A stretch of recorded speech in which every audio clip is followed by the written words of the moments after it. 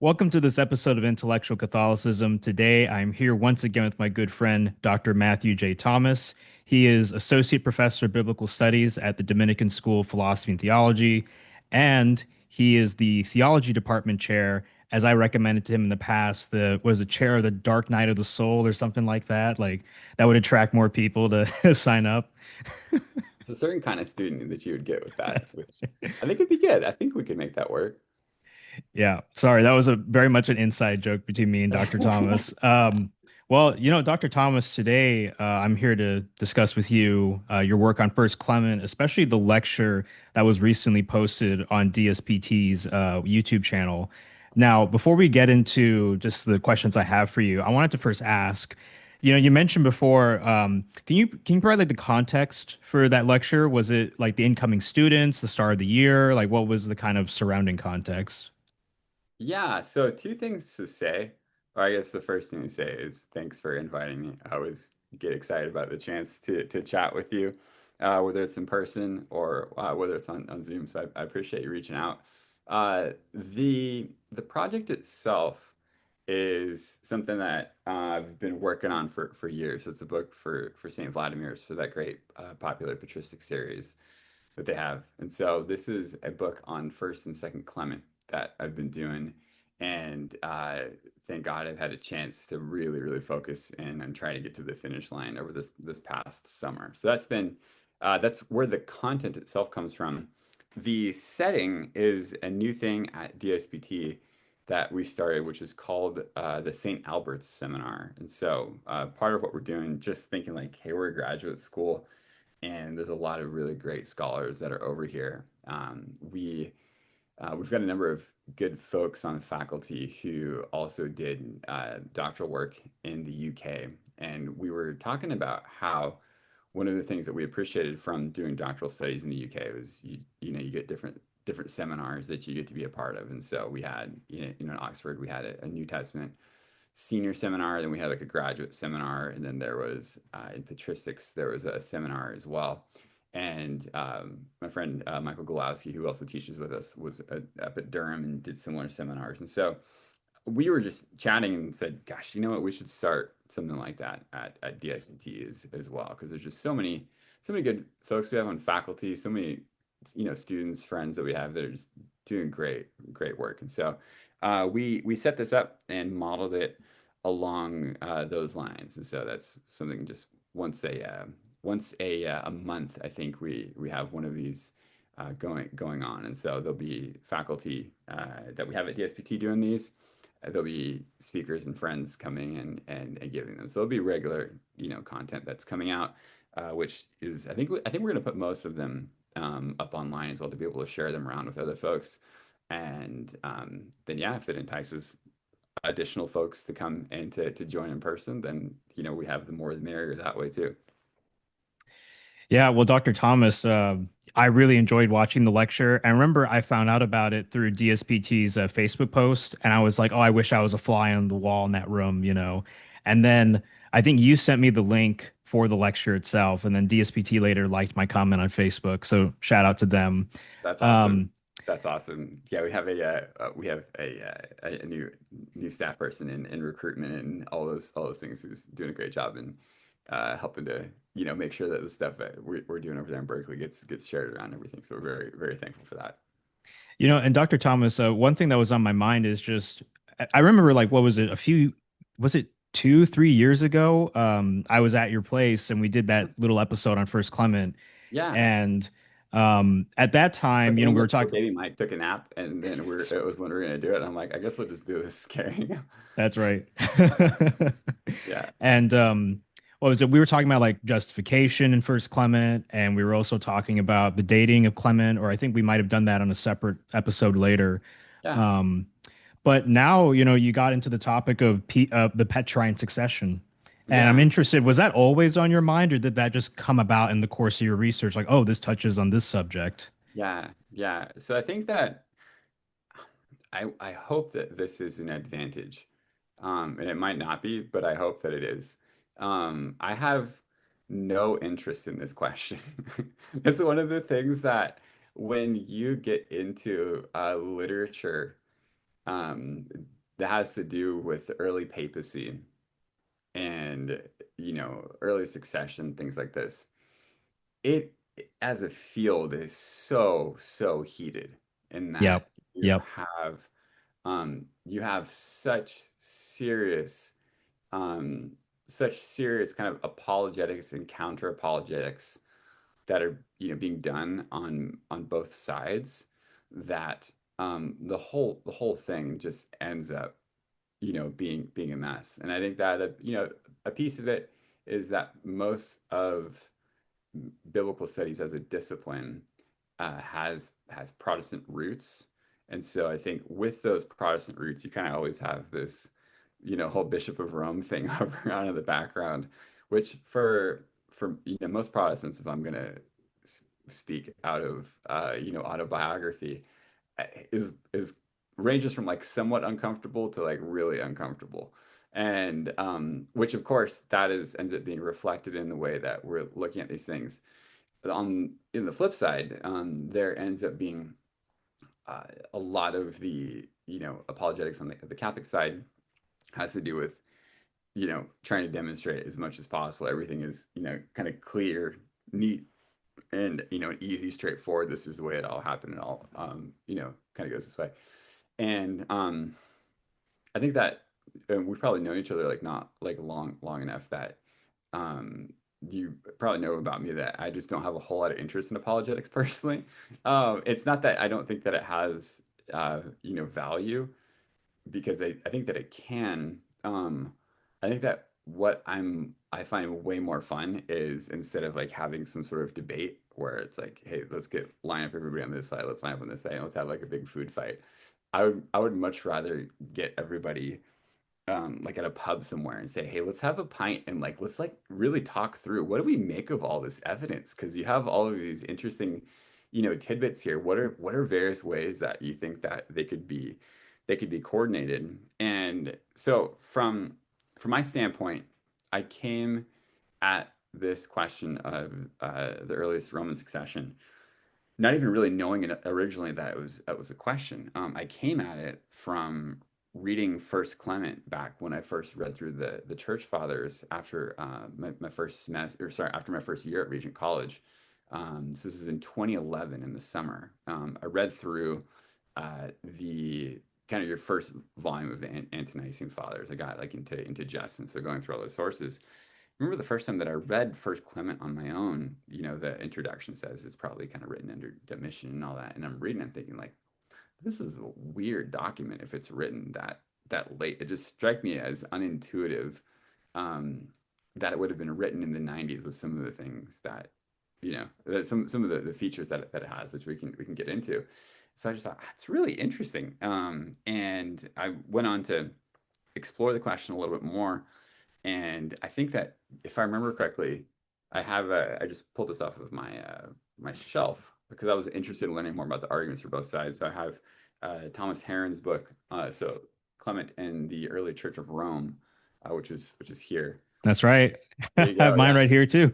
yeah, it's fantastic. Which if I remember correctly, um, I think that he actually persuaded Pope Benedict with the analysis that he gave, and also so Clayton Jefford, another one that he so good patristic scholar, and the gist of the book is that this document was written kind of around 69 78 AD in this earlier period, rather than the lighter one, or sorry, the later one, which Lightfoot, the lighter one, which Lightfoot. I just realized I combined those two words into one. Rather than the later one, which Lightfoot, about a century earlier, had really popularized. So, um, I just remember thinking, oh, this is really interesting. And it was again, there isn't any particular apologetic axe to grind there. It's just getting interested in these early sources and trying to, as best as you can, figure out. I wonder what the likeliest historical setting is that they fit in. The same way you might do for the various Gospels or other writings of the New Testament. And so there's just an interest that I had. I did other work on Clement at Regent, and then this then became something that was just something I just continually was coming back to through my doctoral research.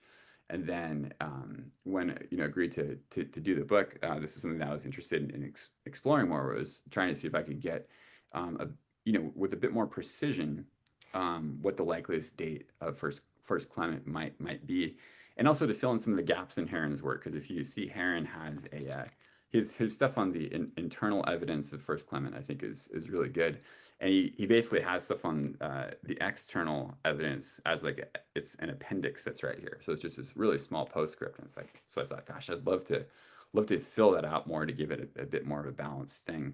So that was, I think I first agreed to this book with, gosh, this was with John Bear back in like 2018. So it's going back quite a ways when I first started, really working on it. And there's just been a bunch of projects that have kind of cut in line since then. But all of this is to say, my interest in this has always been kind of the narrow, like since like really nerdy, like I wonder where this makes sense most historically. And it was only after that I came to find out that there was actually, multiple lists that we had as far Mm, as, how the early Roman succession worked. And I, again, originally, and just wasn't interested in that question, so it wasn't something that I was interested in pursuing or presenting the material on those terms. But as I've gone on longer and longer, I thought, gosh, you know what?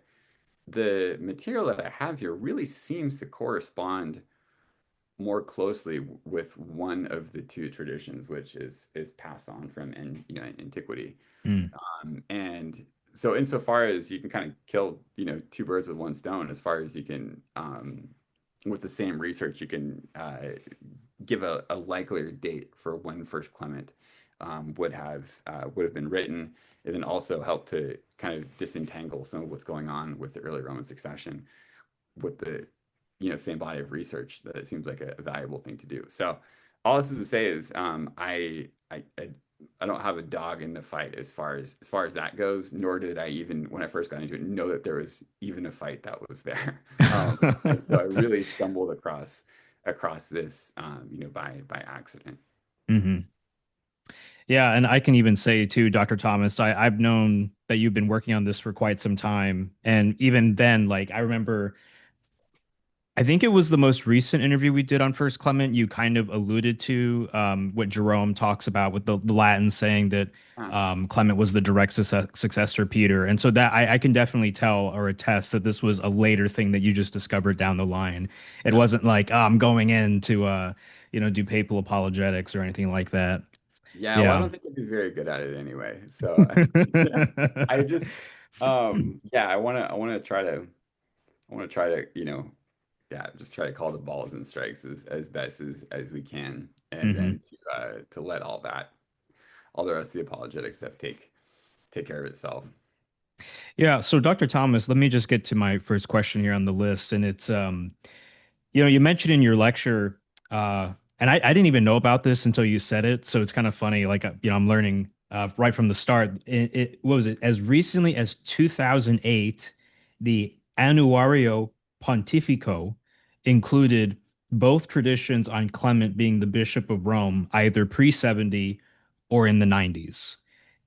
So I just want to ask you to talk about these two different traditions, and also how did you come across the Annuario Pontifico? Oh yeah, I think if I remember correctly, because I'm not somebody who knows sort of like, hey, this is where popes around these days kind of keep their records or something like that. So I was learning about all of that stuff. So that was a random. I want to say I came across that reference in like Wikipedia or something like that.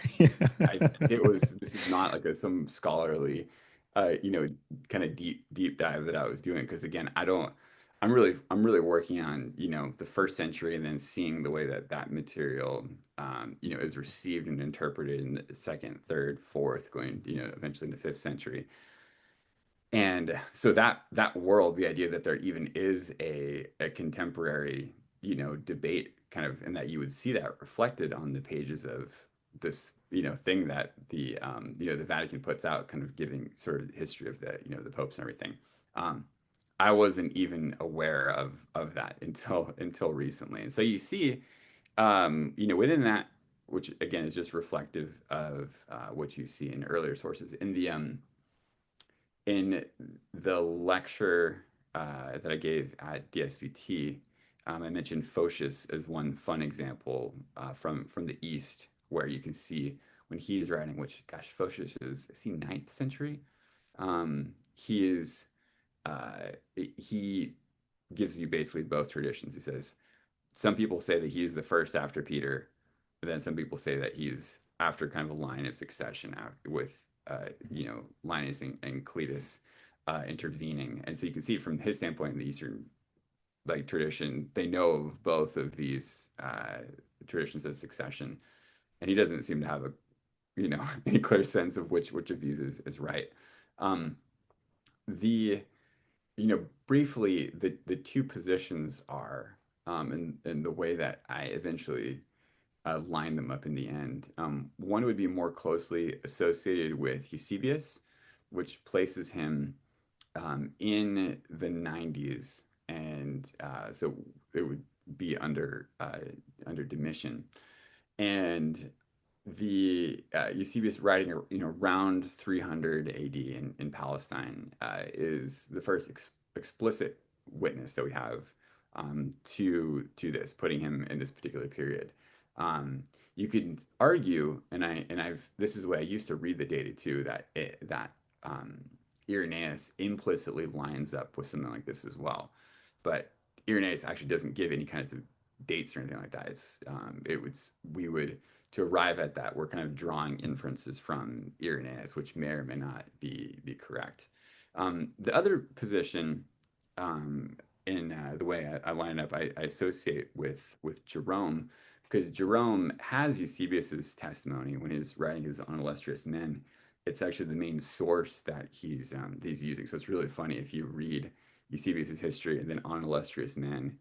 And thankfully, Jerome tells you in the front, "Hey, I'm mostly using Eusebius's history when I'm writing this," but he really does. It's drawn largely from Eusebius's history, and then he'll add his own little like tidbits and notes here and there. And so this is one where he basically copies Eusebius's uh, tradition and then says, although most of the Latins say that Clement was actually the first successor after Peter, which would put him earlier on. So if you date Peter's martyrdom, which is itself, contested, but if you want to take like 67 as a you know as a common date that gets used for this, this would then put Clement in charge of the Roman Church as the direct successor of Peter from 67 until probably somewhere in the 70s. So those are the two general positions, and the two which today have the strongest support for them. There's of course variations on both of those, but I think you can talk about those as two consistent positions with one another, which have both clear patristic attestation, and then do whatever analysis that you want to say, which of these two would seem to have the better case going for it.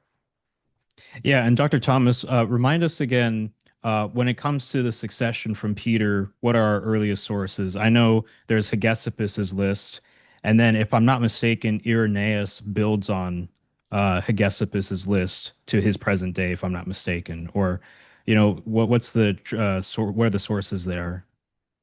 Yeah, so if I remember correctly, and let me pull this up, because I think that the list of Hegesippus, um, yeah, which always requires you to figure out how to spell Hegesippus. I got it on my first try this time. This is me going through my own book trying to figure out where this is. Um, so Lightfoot says that there is a list of Hegesippus, Hmm. which he makes, and then he uh, goes that's basically the basis for what Eusebius is using, and maybe Irenaeus is using something like that as well. Although there's kind of a question, if Mm, if Irenaeus is writing in 180 AD, does he really need anybody's help? Like, is there only like one mm, guy that has, a list? Just in the sense of like, if we're going back and trying to figure out like, you know, who was after like Woodrow Wilson or something like that. It's not as though there's only one source around who can mm, tell us, who the American presidents are. It's kind of like it's kind of common knowledge around. So that's why I take hypotheses that put a lot of weight into direct dependency of one source upon another with couple of grains of salt. But mm, anyway, so Lightfoot suggests that there is a list that Hegesippus makes in the second century. My view of this is that though it's possible, I don't know if this is a certain or even a likely interpretation mm, of what is Eusebius is actually saying. And so and my comment is that there's a lot of translators and a lot of interpreters that take Hegesippus just be saying that he remained in Rome until Anicetus, not that he was making a list of things or people that were up until Anicetus. And it's interesting because if you look at the early translation of Eusebius's history, which Rufinus makes when he translates it into Latin, which is here we're doing around a century after Eusebius, around 400. Um, that's how Rufinus interprets him. So Rufinus doesn't seem to have any clue that Eusebius is talking about Hegesippus making a list. He just says that he remained in Rome until Anicetus. And so, from my standpoint, I just think if this is how the early readers of Eusebius are interpreting him, and if you look kind of at the original Greek and think, hey, gosh, is that a? I'm trying to remember which commentator it is. If I remember correctly, I think that it is the editor, which we have in the CCL edition of uh, of Eusebius's history, who just basically the comments are, if this is what Eusebius is saying, he could not have found a less likely way to say it. Which I think it's a pretty good line. So I tend to not put a whole lot of weight on that particular hypothesis of Lightfoot. I don't think it's got a strong enough evidentiary basis. And even if it did exist, Lightfoot, when he looks at Hegesippus elsewhere, he's pretty clear that Hegesippus isn't necessarily, when it comes to chronology, like it doesn't seem like that's his strong suit. Maybe that's a generous way to put it. So even if there was a list, which again, it seems I don't think that there's a great basis for saying that. Even if there were a list, I'm not sure if it would actually do what Lightfoot would want it to do. So does that mean that Irenaeus is then our earliest list of some kind, or hopefully I'm not forgetting Yeah, anybody? Yeah. Mm, yeah. So as far as extant evidence that we have, Irenaeus gives us the basically the list. So you've got Peter, and you have Linus, and then Cletus, which I can't remember off the top of my head if he calls him Cletus or Anacletus, because you get both of those thrown around there. And then you have Clement, and it's really interesting because Peter, obviously, we know a lot about. Linus, we know almost nothing about. There's an Irenaeus says basically nothing. Cletus, he says absolutely nothing. He says he succeeded him.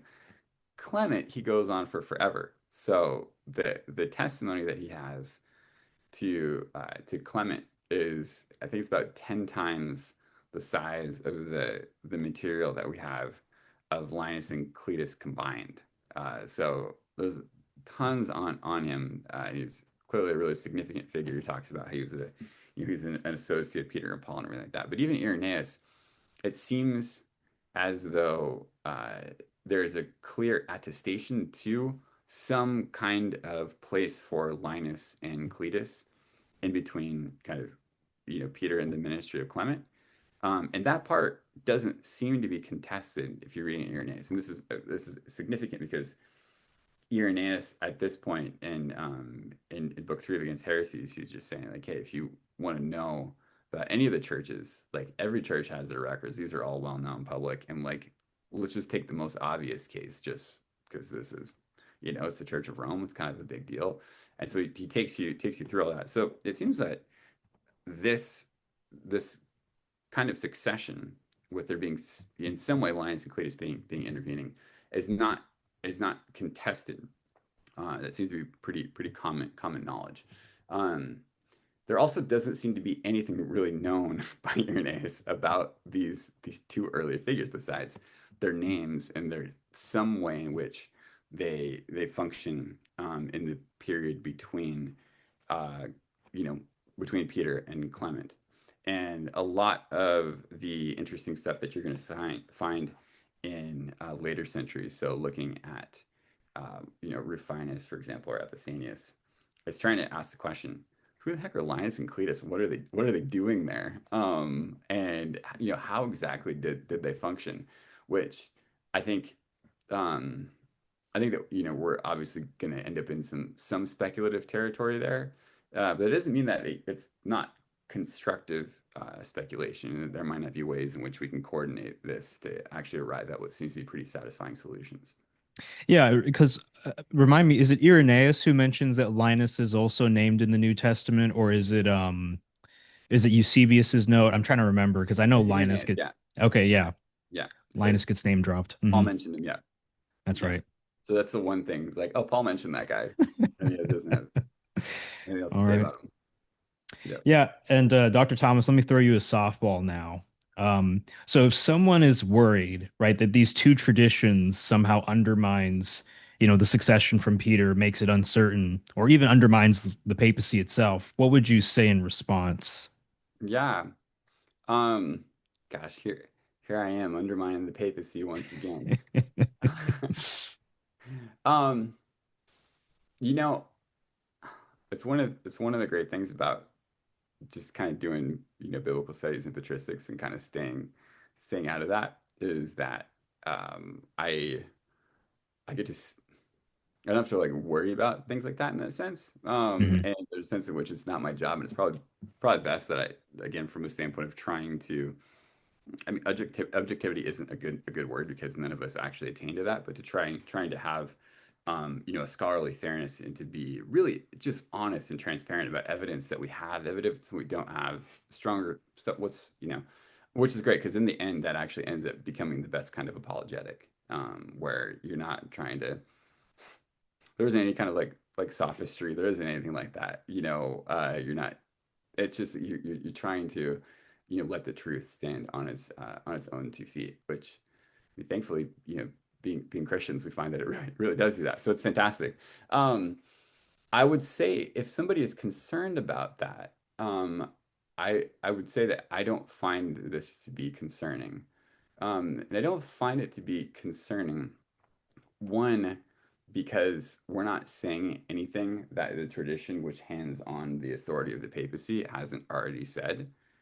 So this isn't like, hey, here's some new information. This is what all of our earliest sources, who are themselves, clearest about like Petrine authority, um, they pass along these same traditions. So this thing doesn't really go hand in hand, or sorry, these things go hand in hand. It's not as though like one is seen as incompatible with, or in some way endangering the other.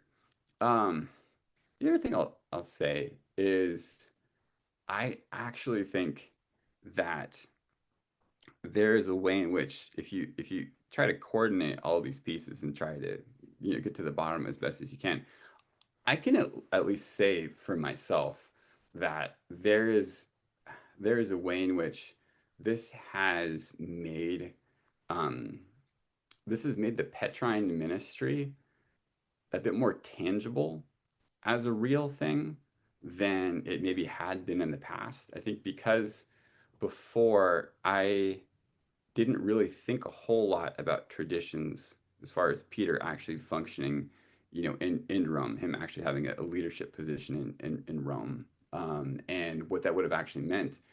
But then also ways in which that ministry that he exercised would have been, I guess you could say, challenged by circumstances which, would have forced the real historical Peter to be elsewhere. So I can give maybe I'll give one example of this because I think this is interesting. And by all means, if there's anything that you want to weigh in with any of this, let me know because it's one of the things I love about like talking with you is I get to be educated by you. And so sometimes I'll come in and Oh, be like, wait, oh, wait, think of this. wait, hold And on, then hold you'll be on, like, Dr. Thomas, no, it's Dr. actually this Thomas. thing over here. I'm like, oh man, I'm so glad we had this conversation because I was about to publish this book with all these wrong ideas, and then you came and said they're all wrong, and you set No, me no, wait, straight. hold on, Dr. So Thomas. I don't. I think you've always taught me. I don't know if I've ever taught you anything. You're I don't like, know. I think that you have a really good effect of yeah, of refining stuff. So, oh, I um, appreciate it. Thank you. if you pull out from and this is a passage just by the way as an aside, if anyone's Hmm. interested in kind of like early church history stuff, like the earlier stuff, I just really love George Edmondson's work. Hmm. He gives these Bampton lectures in 1913. Heron mentions them and says these are really good. And then World War I broke out, and nobody Hmm. really got around to talking about them. But I feel like everybody who comes across them just has a ends this with this huge appreciation for him, and it's great because he's he writes one as a historian and two as an Anglican. And in some ways, I think that that helps because he's not coming at this from a standpoint of like New Testament studies where so much of everything is either anti-apologetic or apologetic, kind of back and forth. And you Hmm. just you kind of like want to vomit like by the end. It's like, why do I have to? Um, it doesn't do that. It doesn't have that either anti-apologetic or kind of pro like apologetic kind of tone to it. And it also helps that he's an Anglican, and that he's I think trying to again call like balls and strikes as fairly as he can. And so, um, this is I'm gonna read this quote. This is from his work from the Bampton Lectures. And what he does here is he's summarizing the tradition of the way that the early church talked about Saint Peter and his ministry in Rome. He says this. It has been said that one of the conditions of the soundness of an historical tradition was the wideness and unanimity of its reception. Now, probably never was any tradition accepted so universally and without a single dissentient voice as that which associates the foundation and organization of the Church of Rome with the name of St. Peter, and which speaks of his active connection with that church as extending over a period of some 25 years. Really helpful quote. And the fact that it's coming from an Anglican guy, I really appreciate because it's one of those things where, again, apologetics being what it is, the temperature always is turned up and stuff. And so you always have to kind of really trust verify. But he's just giving, his, as a historian, trying to synthesize the testimony that we have to the Petrine ministry. It all says it's in Rome, it's in 25 years, and say so. If you say, okay, well, how does that work? Well, probably this is going to get you Peter in Rome sometime in the early 40s, which interestingly, this is one of the things that Marcus Bockmuel's work on Simon Peter is.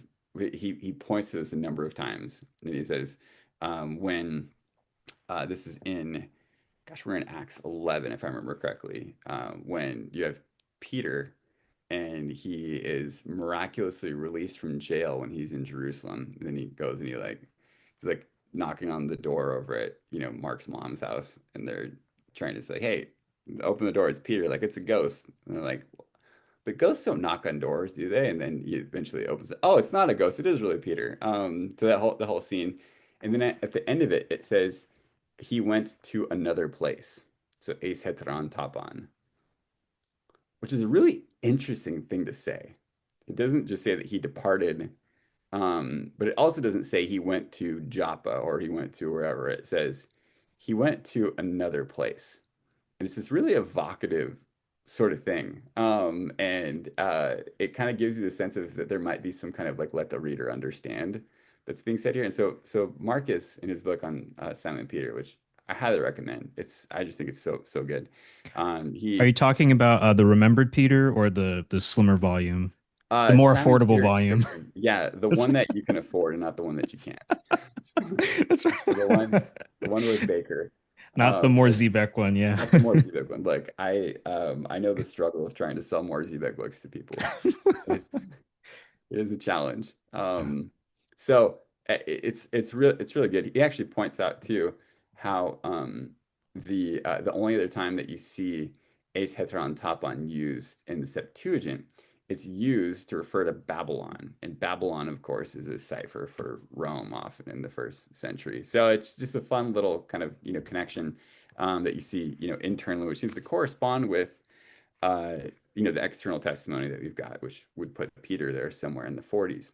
Now, I don't think I'd really thought seriously about this until kind of Edmundson forced me to, which is kind of fun that it's the Anglican guy who's doing this. But then it's really interesting if you try to take this seriously historically and think, okay, well, what would it be like if you're at, a Jew who's there in the 40s, and it seems like there's ministry that's going on. There is, so Suetonius tells us that Claudius, by the time you get to the later 40s, so 48 AD, that Claudius gets so fed up with the Jews and how there's all these riots that are being instigated at, or they're being, they're taking place at the instigation of Chrestus, that he just says, well, let's just get rid of all of them. That to me, um, I can't really think of good arguments for this being something other than like this is over the Christians and the Christians arriving in Rome, and it fits with the profile of what you see, elsewhere. This isn't something that Luke is always excited about, but it is true that where Paul shows up, there are often riots. The message that he brought was such that civil disturbance, unfortunately, was not uncommon. Now he's really clear. It wasn't our fault. It's not. Paul's not trying to do this, but it is the case that yeah, around this same period, there's other riots that are taking place, whether in Ephesus or elsewhere, which are because of Chrestus at the heart of it. And so, if that is the case, and you take Edict of Claudius as historical, so 48 AD, Claudius says all the Jews are out. Well, it's really interesting if we'll just put Peter there around like 42. I think that's one of the common dates that's given. You see, it's interesting because Saint Augustine talks. I think he gives either 42 or 41, if I remember correctly, as the date that Peter is said to have arrived in Rome.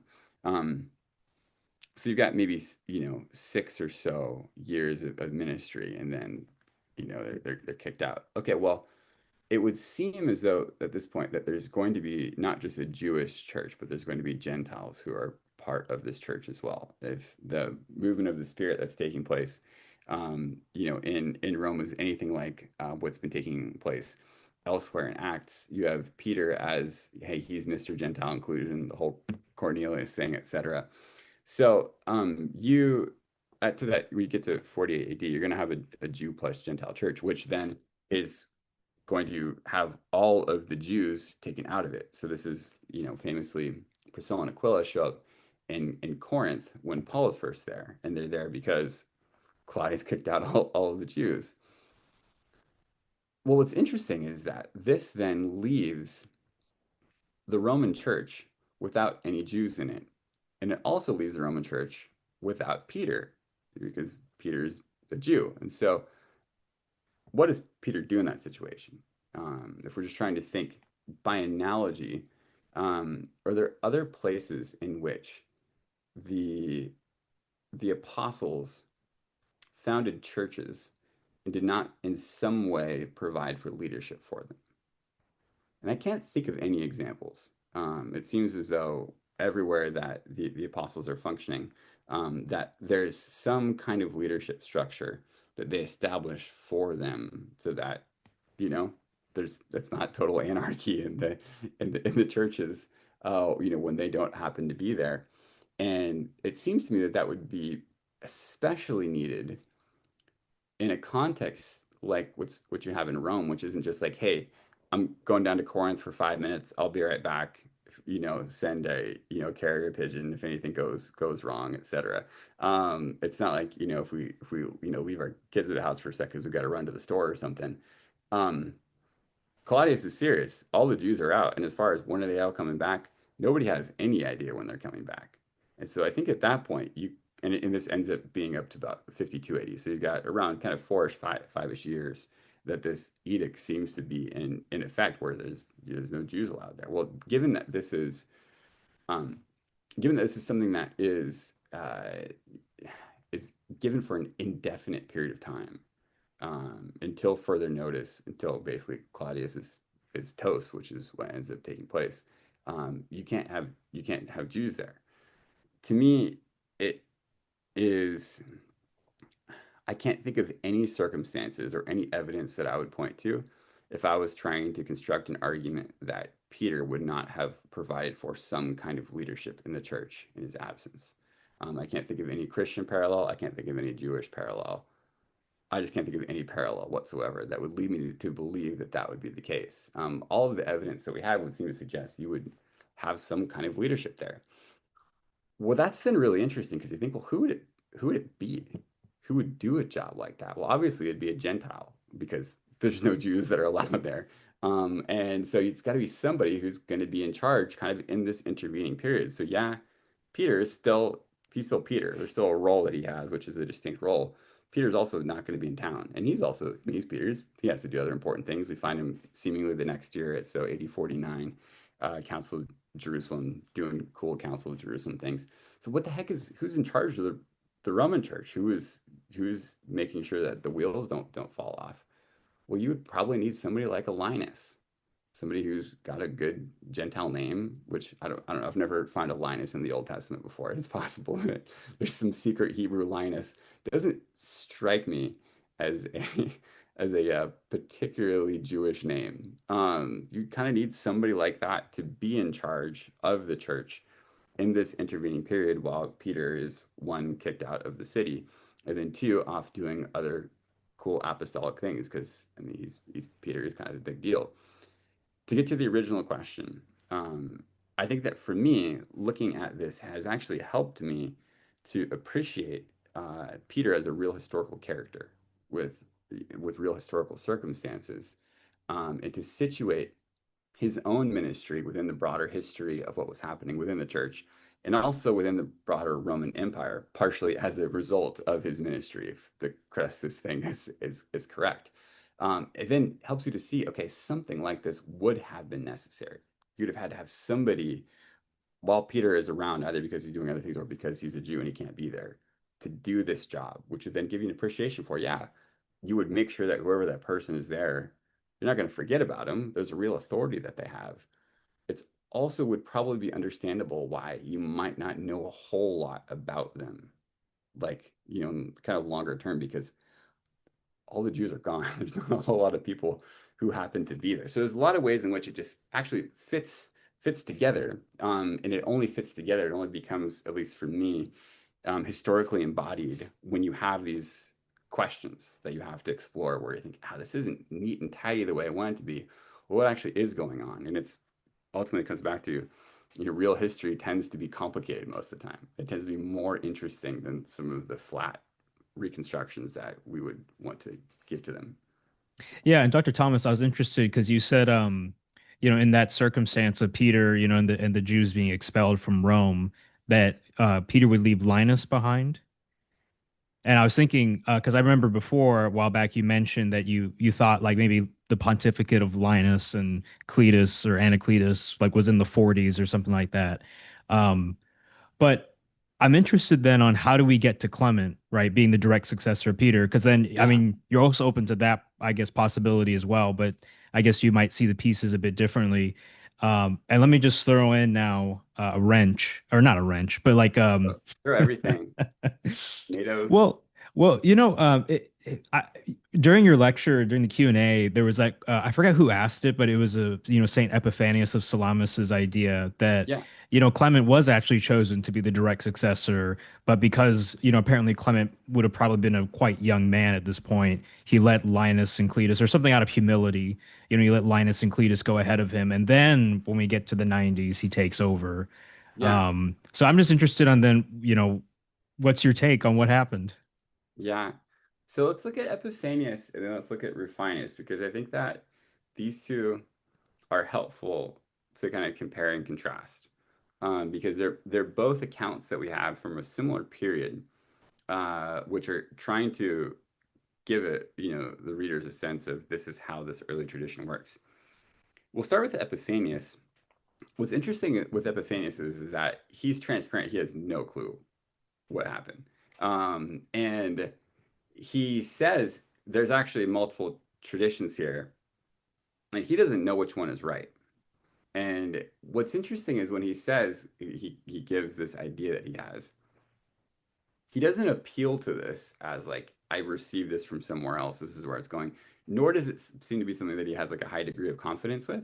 Hmm. Um, and it's interesting because the language that he uses there when he says like I withdraw, like which is to say like hey somebody else come and do it.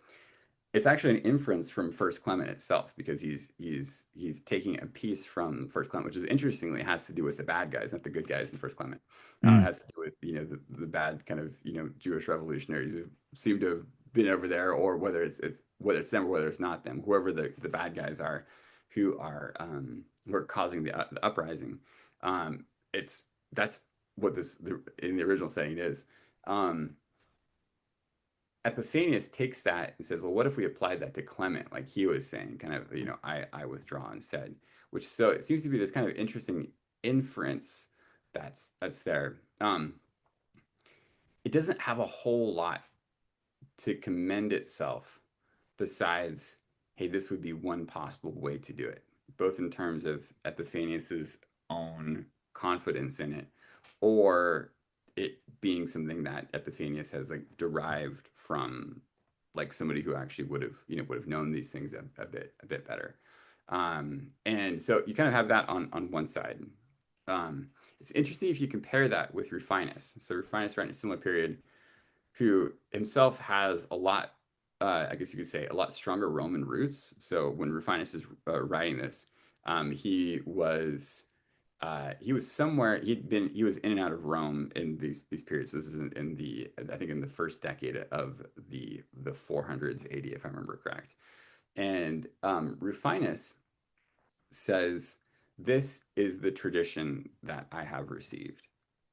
And he then gives you the tradition that he has received, which is basically the thing that I kind of laid out, which was that you have Peter, he has the ministry that he does in Rome, but he's clearly not in Rome all the time.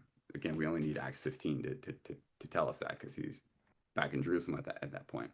So who's in charge of basically the administration of the church when Peter is off being an apostle? And the answer from Rufinus' standpoint is Linus and Cletus. They're the two figures who held that role while Peter was still alive, but was out doing, apostolic work elsewhere. And then both of them, it seems, those we don't have hard evidence goes because we know nothing about Linus and Cletus. Both of them seem to be out of the picture by the time that Clement is attested to have received the the succession from Peter himself at the end of Peter's life. And so the most natural hypothesis is that they would have they would have passed away within those intervening years. It's it's interesting again to compare and contrast that because Rufinus says, "I have received this," and says, "This is the way that it happened," which I think is pretty distinct in tone from what you have with Epiphanius. And part of it, I think, comes from the fact that Rufinus is in and around Rome, and so when Jerome, writing this is about a decade earlier, and on Illustrious Men says most of the Latins say this over here is that Clement was first after Peter. at least in succession, in that sort of direct way, to be the one who takes over after the life of Peter. It seems as though they're probably in similar kinds of circles and drawing upon similar traditions that were there in Rome in that period. Now, it's funny from my standpoint. I didn't know that either of these two traditions existed originally. So I Hmm. first came at this completely ignorant. And when I was trying to coordinate all of the historical data, um, and just looking at the internal testimony we have of First Clement, the points of contact that we have with other historical events that are going on elsewhere, and then the external testimony that we have from figures, that basically are our earliest, witnesses on all this. I didn't know that you had these traditions, but what I came to suspect was something like what Rufinus says, that it would have Mm. been something like you get with like a modern like suffragan or like an auxiliary bishop, where because Peter is Peter and we know that he's around, he's doing so many different things, that there's a real but a subordinate authority which this figure has during the lifetime of Peter. So again, Linus, then Cletus, and that they would have been in that period of time that Peter was still alive, and then being out of the picture. This is when the person who, when Peter is going to die, he gets Clement to be the, in that sense, the first. I don't know if you want. I don't know if full successor is the right word, Mm. um, because I don't know if that does justice to the fact that there's a real authority that Linus and Cletus carry. Right. It's also the case, I think, that an auxiliary bishop is really a bishop and is Hmm. also still in the other bishop's shadow. And so, however you make sense of that in contemporary circumstances, it would be something like that within that early one. And so that was, I had suspected something like that as like the most satisfying scenario. And then when I read Rufinus, and Rufinus says exactly the thing that I had suspected was the case, which I was really happy about because it made me feel like I wasn't like, sometimes you do this stuff for too long, you feel like, am I crazy? Am I going crazy? And so I appreciated. It doesn't mean that I'm not going crazy, but at least we're both going crazy in the same direction if it's the Mm. case. Yeah, so basically your timeline's like, okay, Peter is in Rome in the 40s before, the Jews are expelled. And let's say right before he's expelled, maybe he leaves Linus and Cletus in charge, or Linus and then Cletus follows. And then eventually, we know that Peter is in Rome before his martyrdom there. Of course, oh, duh. Um, and it's right before his death or preceding his death, right, when he's in Rome, that he picks Clement. And Clement's kind of like the final ultimate send off from Peter, his final pick. I don't know, something like that. That's what Final, that's the academic term apparently. yeah, ultimate, the final evolution. I'm thinking this is like Pokemon terms or something, Right, right, right. like the Charizard, really. Yeah, I'll There's trade my Linus for your Clement. Yeah, yeah, which I don't know if That's that so would bad. be like Linus. I don't like Linus and Cletus. Would they be like Charmeleons, where they have the potential to become Charizards, and they still have like the DNA, but there's also some kind of distinction. I don't know exactly how you would translate in Pokemon terms, but we could be onto something Well, there. that's your next project, right, in the Saint Vlad series. So Yeah, I'll leave you to it. yeah, Um, yeah. I'm sure that you they'll. I mean, they're an Eastern Orthodox, and Pokemon comes from the East, so there's got that's to be right. some That's kind of right. connection. East broadly conceived, That's right. very broadly conceived. Well, yeah, Dr. Thomas, another thing is that with a lot of the early succession lists, or excuse me, with the a lot of the scholarship on the early succession lists of from Peter onwards, a lot of people have made the argument that the succession lists, I mean, here's one reading or potential reading, that the lists are more like the succession of Greek philosophical schools. And the point is not necessarily to say, oh, one person handed off the baton to this guy, and then it was one at a time after the other, like in an ordinal succession, but rather, it's just meant to show that there has been a consistent transmission and preaching of this message down the ages, right? And so you could have Linus and Cletus, I don't know, around at the same time, and there are all kinds of theories about what the early Roman church was like. So maybe there were two bishops of their respective house churches at the same time. Who knows? Um, I'm just interested in what you take, what your reading is on. Is there are these succession is the succession list of a Greek philosophical school flavor, or do you not really buy into that interpretation? No, that's dumb. You You know that's heard it dumb. here. Come on. That's dumb. Like that's that's so dumb. Uh, well, again, if you think of uh, like Succession is in a sense kind of like the most Jewish thing that the apostles do. It's like there's a you can look at this in a couple of different ways. I hate having to talk about dumb stuff, but it's okay. I'm not gonna stop coming on your show.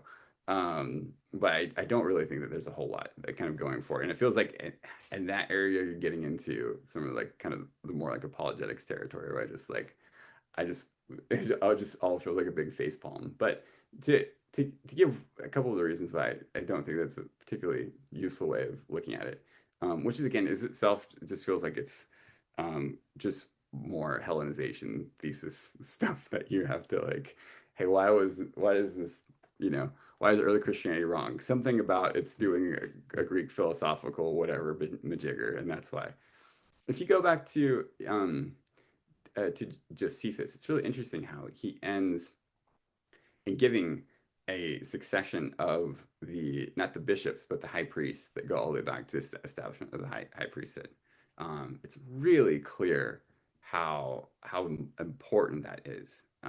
That there is a consistency in the worship of the Jews, which goes back all the way to the beginning, and that there's a real hierarchy, there's a real leadership that you have, and of course you see that elsewhere with not just the leaders. You see this, elsewhere if you're thinking in terms of the Old Testament with with genealogy. So, for instance, with Ezra, if you can't demonstrate the succession of your genealogy, if you can't demonstrate, as a priest, basically, where your genealogy came from, I'm sorry, you can't be a part of this. So you have to be able to demonstrate, your background, where you actually have the credentials for. And those who claim it but can't demonstrate it, like it's kind of sorry, but you can't do this.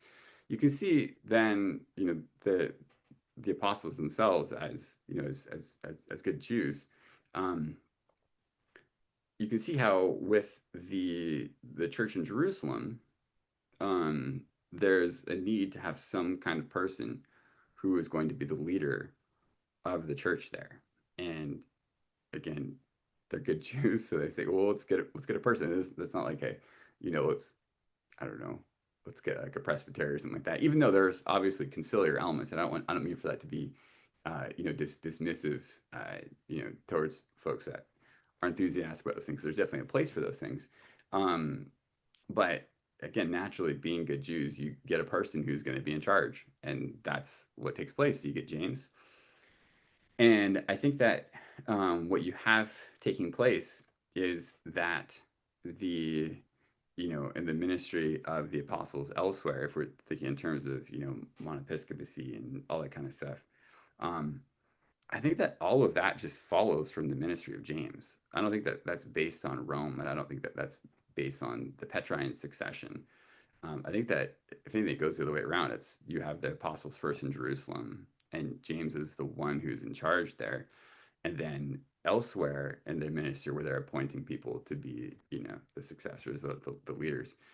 It follows what was already set up in Jerusalem, which is itself just the precedent that you kind of have from Jews all over the place. This is just the way that they would have functioned and thought, and the historical testimony we have that goes along with it, I think pretty clearly agrees with it. Now, I think that there's a distinction, and this is where, again, to say like, hey, this comes from Greek philosophical schools, I just think is not a particularly useful way of looking at it.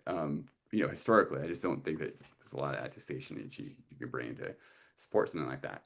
Um, I do think that it's fair to say that how exactly would somebody like Linus have functioned? How exactly would somebody have like Cletus have functioned? Could they have been around at the same time? Is there any possibility of that? Um, I think that this is an area where an agnosticism is probably warranted, and And you can, I think, like you can say, hey, this is one possibility. Here's another possibility. Here's, one way, and you can test various hypotheses. But I don't want to fall into the opposite error that kind of the extreme skeptic makes of then saying, hey, we know exactly Yeah. how succession worked. And that to me, from again our standpoint, 2,000 years later, I think that there's places in which the best thing that we can do is just to be transparent about, like, we have we have we have gaps in our knowledge of not the big picture, because again, I think that what Irenaeus tells us, um, I think fits with the evidence that we have elsewhere. I just, and if it doesn't, Irenaeus is unintelligible, because he's saying, here is the clearest, most obvious example that the Gnostics are going to agree with, everybody's going to agree with. Hmm. If that isn't clear and obvious to everyone, then his argument fails before it even gets started. It only works because this is the easiest, kind of most publicly recognized succession that you have, which even the Gnostics aren't going to be able to discredit. It's common knowledge in that sense. Um, at the same time, I think you can you can fall into the trap of saying, hey, we know again exactly how everything would have worked here, Right. and if let me put it this way, um, if Irenaeus himself seems to know basically nothing about Linus and Cletus, um, I would be suspicious of anyone who wants to come out with a biography of a Linus or a Cletus and to tell you exactly everything about these figures, besides what we might be able to pick up from likely inference, judging by historical events elsewhere. Um, I think that we have to just recognize that there's some gaps that we have in our knowledge as far as who actually are these figures, what were they like, what kinds of stuff were they doing. I don't know if we can say a whole lot, that Mhm. isn't conjectural. All right, Dr. Thomas. Let me try to go through these next few questions a little quickly. And I mean, if you have the time, then we can keep going. But I know, like, you have a whole life. Me, I'm just a single guy living at home anyway. Uh, doing my job out here in Connecticut. Yeah. I love it. Yep. All right. So, Dr. Thomas, what would you say to somebody who insists, look, you can't use the evidence of First Clement to tell you anything about, I don't know, let's say, whether Clement was the Bishop of Rome after Peter, right? Because the monarchical episcopate wasn't a thing until much later, except Jerusalem might be the exception, but that's it. Um, I think somebody might push back and say, okay, how many inferences can you really make from, okay, let's say we have the pre-70 dating for First Clement. Okay, fine. But what further can you conclude about the author? And also, I'll just throw in another question to make this as difficult as possible. Uh, I love it. like the use of the we there, right? You could view it as the use of the royal we, just as a figure might be singularly speaking on behalf of an entire community, but he uses the plural anyway. Or it could mean that Clement is just a secretary or a foreign ambassador, and he's just the person writing the notes of the Roman bishops who have gathered together in a Presbyterian council. So there These you have it. Presbyterian councils, I That's right. love them. That's right. That's right. There you go. All right. There's my two for you. There it is. There it is. I think I just I think it's so fun. Just the the true primitive Christianity was Presbyterian. That's The right. Presbyterian councils were there. It's fun because it in these areas you can I I remember reading a lot of like Boltman at one point, and just feeling like the sense I always had reading Boltman was that he was replacing a a hypothesis for which we had like limited evidence Hmm. for hypotheses for which we had much less or no evidence. And I often feel like this with the kind of the Presbyterian Council ideas or whatever these things happen to be. Yeah. Um, I think that these ideas correctly point out that we have less information about the direct inner workings of the early Church of Rome than we might like to have before we get to Irenaeus. And that when we get to, for instance, Ignatius of Antioch, and we're reading his epistle to the Roman Church that's there, or even if we're just reading St. Paul's letter to the Romans, there's certain things you kind of have to like there's things that can be read in more than one way is maybe a way to put it. And so, when Paul says like, hey, I don't want to build on any other man's foundation here, you think, okay, you can kind of have a guess of what that might mean, but it's not like set out like explicitly when the Church of Rome is supposed to be presiding in love, to use Ignatius's language. Like, oh, it's interesting. But as far as what that actually means directly in the beginning of the second century, it isn't spelled out in detail in the way that it's for us spelled out in detail. Later on in the second century, with Irenaeus, and a lot of that just has to do with this is the nature of historical knowledge, like where we have all kinds of fragments, which we coordinate into a picture. And thankfully, when we're looking at early Christian history in these areas, actually coordinates pretty well. And I mean, there's a heck of a lot of other areas that are way harder than this one. Again, just to go back to Edmondson, things like Peter's ministry extending over this period, and being the basis for the subsequent ministry that takes place. It's pretty clearly and consistently attested, which is, I think, for our standpoint is really helpful. So I would say that as it relates to, hey, there was the idea that Monepiscopacy in Rome wasn't a thing, and that it was actually this other thing. I I have difficulty with those kinds of assertions, because I think that it undervalues the weight of evidence that Irenaeus does give us. And again, just the fact that from from Irenaeus' standpoint, what he's passing on is that this is the received tradition that's everywhere, and it's the thing that, hey, even the Gnostics can't argue against this because they all know this as well. This is the most basic publicly available information that's going to be there. Um, and if that were vulnerable in the ways that I think some critics, which again, typically on like the Protestant side of things, and again, I speaking from experience, I know what this looks like. I know what this feels like.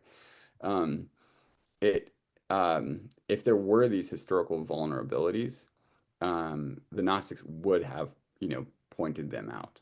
It's interesting because actually what the Gnostics tend to do is they say, well, there was other successions as well. There are just secret successions. And they say, this is where we got it from. The Gnostics never say, no, it was actually, there were Presbyterians, back then. Which again, if there's any historical basis, you're within living memory. You can point to those things. So, I do think, again, what I value and I appreciate is that those that want to, um, those that are wanting to be somewhat guarded and restrained about precisely how the ecclesiology of the Church in Rome in the late first, early second century, exactly how it all functioned is we just don't have as many sources as we might like from that particular period. But again, what I run into over and over is the same thing from Boltzmann is you have real but limited evidence for a certain case, which does coordinate overall with the big picture, and then replacing that with something for which we have either almost no or essentially zero evidence. So that's kind of what I would say is that's my own sense of that. With the first point, sorry, the other point that you have, hey, The maybe royal we, yeah. well, so yeah, the royal we, Mm. I would say two things. One, you find that everywhere. Two, Clement really is writing as a we here. He really is writing on behalf of the Church of Rome. It's not just like, hey, I'm some guy. So I actually think that both of those are true. One, that it does get used all over the place, and two, that it's the whole church which is, addressing the other church. And so I just think both of those are accurate, and I don't think that either of them is really controversial. Um, the This is a fun one, and I hope I don't make any papal apologists angry by pointing this out. But this is one of the points, and I would say, in my view, so Heron's book here, um, I I regard this as a weakness of Heron's reconstruction in that he puts Clement's epistle early, sort of 69, 70 AD, but then says, well, Clement wasn't actually the Bishop of Rome in this period. He was actually just kind of like he was like a secretary of some sort. And what it seems to presuppose is that at this point, early on in the history of the Church of Rome, relative to the other churches as well, that the Church of Rome already possessed such a singular authority that even its foreign secretaries could issue authoritative commands to other churches and expect for them to be obeyed. And in my view, that requires, or I think it presupposes an overinflated view of what the leadership of the Roman Church looked like within these early centuries. I don't think that the Roman Church, though there is, again, Irenaeus says 180 that the other churches need to be in communion with this church, and in the Latin, so propter potiorum principalitatem, so on account of its greater authority. Um, I think that you can say that and also say even that greater authority wasn't a singular, or you might say an authority which was exercised in an independent way. And the example that I give of this is, when Polycarp in the mid-second century comes to Pope Anicetus, and they're going back and forth, and Pope Anicetus really wants Polycarp to not be a quartodeciman. He really wants him to celebrate, the date of Easter, and the way that the rest of the churches felt celebrating the date of Easter. Polycarp just says, no, like I got this from John, and as great as you are, I kind of got to go with the apostle over here. And so because of that, Anicetus really wants him to agree with his view, and all that they can arrive at is, what's basically an agreement to disagree. And it's cordial and it's friendly. They stay in communion, but Anicetus couldn't compel Polycarp, and Polycarp couldn't compel Anicetus. Well, if that's what's happening in the mid-second century, what are the chances that if you've got like an actual uprising that's taken place, or they've gotten rid of the presbyters and the leadership in the Corinthian church, that you could just delegate this to a foreign secretary and say, hey, foreign secretary, take care of this. Just tell them it's from the Church of Rome, and it's all going to be good. Um, Again, to me, it seems to presuppose not the fact of some sort of leadership on behalf of the Roman Church, because I don't think that the fact of leadership is necessarily controversial. I think it overestimates what that authority looked like at this period in time. Because again, when we take an example from the early second century, even then it doesn't seem to function in a really singular manner. Even if it's still, I think it really is present. It's not something which is just sort of being wielded around where, Right. hey, go write them this and tell them to do that, because they try it with Polycarp, they try it with the Quartodecimans, Hmm. and it doesn't work in a straightforward manner. Hmm. So In anyway, other, that's go ahead. yeah, in other words, like your reading of the evidence is that um, it's not as if you have something so neatly tight, like it's not as tidy as, let's say, what Heron might be presupposing with his reconstruction of Clement being the secretary to whom this letter can be delegated necessarily, right? It seems like there's a bit more of, let's say, things on the ground being figured out, and you know, some Yeah, differentiation that's occurring. But I I, think and that then Oh, I was just no, going to say, I would just add, just me speaking as a Catholic theologian openly, whatever I am, yeah, that I mean, whatever this guy is. that's right. Like, I don't think even we need, as, I don't think Catholics need to believe that, Peter had the mitre and everything was, just handing off his staff to another person. And oh, it's just so clear, okay.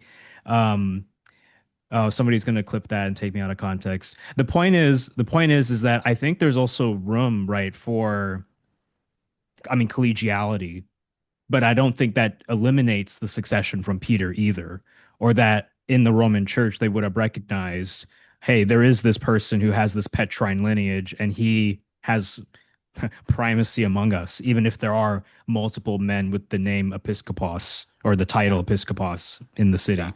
Anyway, yeah. Yeah, and again, even there being like multiple episcopoi, again, part of the challenge is that um, there's not a whole lot of, I mean, the evidence that we have. So if you go to like Philippians, for example, where Paul's writing to the episcopoi that they're there, they're there, which is great. What exactly does it mean by that? yeah, Like, what's the right. distinction between that and just your presbyters, your priests at that point?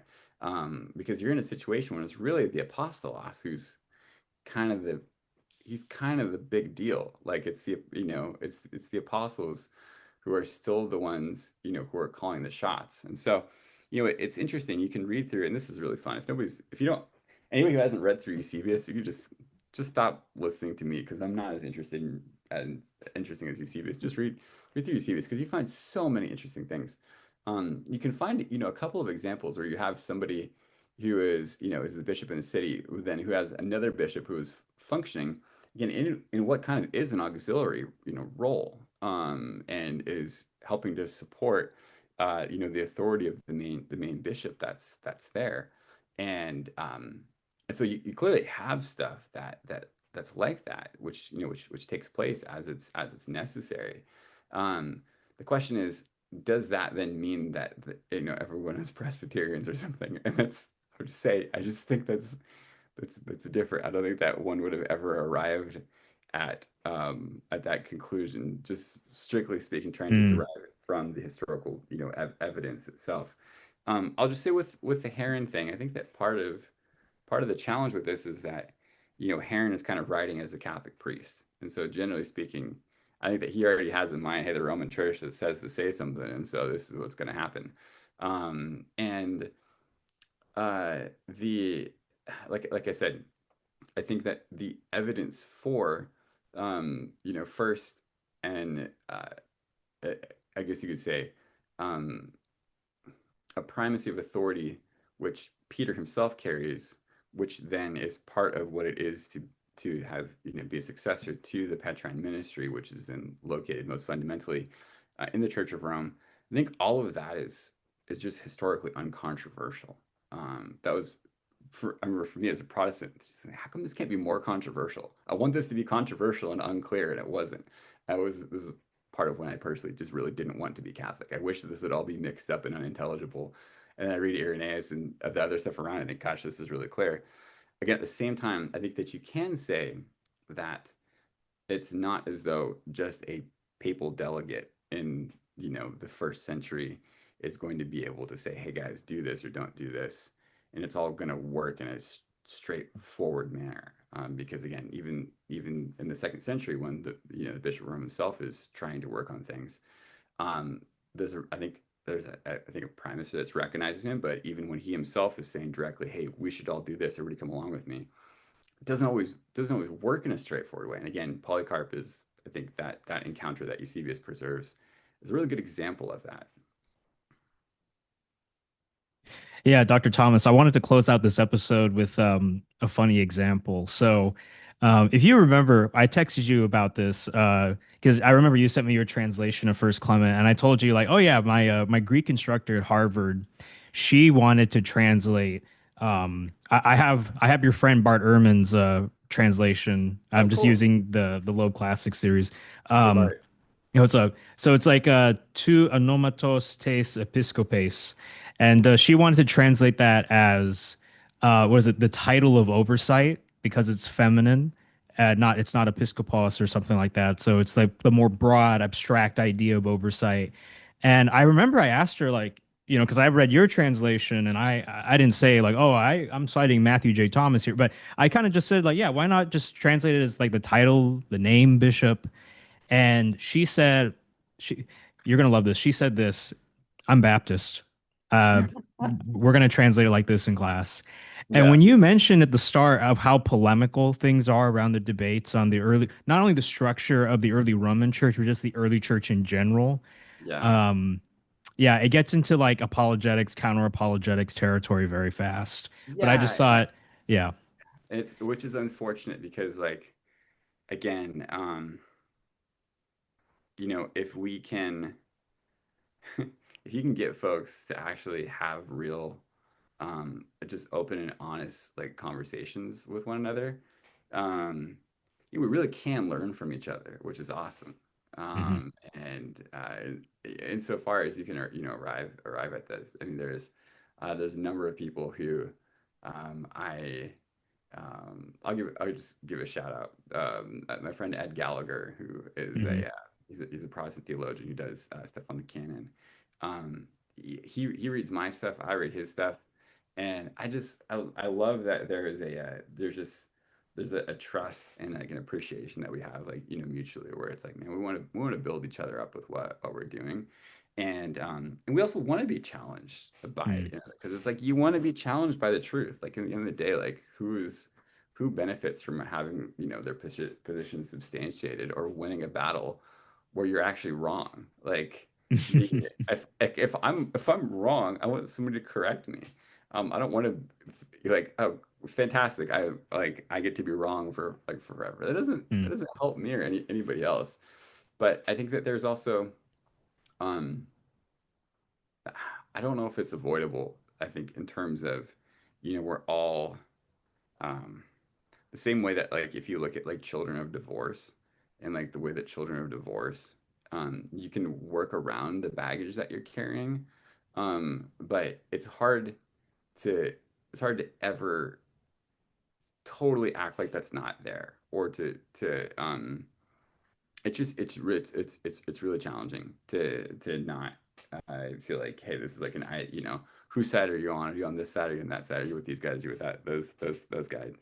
And I think there is a sense in which what you have that taking place in the 16th century, which sets us all kind of going in different directions. We get an existential level. We're kind of children of divorce in that sense, where we I think we're all hurt by it. I don't think that it actually it's a great it's a great line from my wife, which is funny because she was training to she was my girlfriend at the time and she was trained to be an Anglican priest, and she was talking about the Reformation. She said that's why I hate the Reformation so much, because the Reformation is a divorce and divorce makes things worse for everybody. And I mean, she had lived through this in her own family and everything. I thought, gosh, that is really, really powerfully stated. And so, um, anyway, I think it's part of why like it's so important to not just have good arguments and evidence and things like that, even though those are great and you totally want to have those, but um, just to recognize, at a subjective level, like we are all coming at this with baggage. I was no different from, your teacher who was coming into this and just said, look, I'm a Baptist, so I'm saying this. The evidence being what it is, I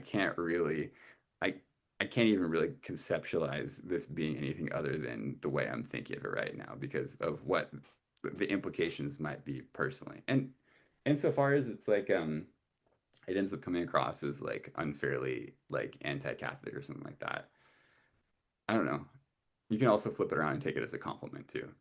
Like this that's kind of the realization that Chesterton had, where he sees the church, basically you have all of these lies that are being told about it in all these different ways and all these misrepresentations of what it believes and practices and says, and eventually he reaches a conclusion: this either must be the worst thing in the world that has ever existed, which is diverse in pluriform and manifold ways, or it's actually the one right thing, the center.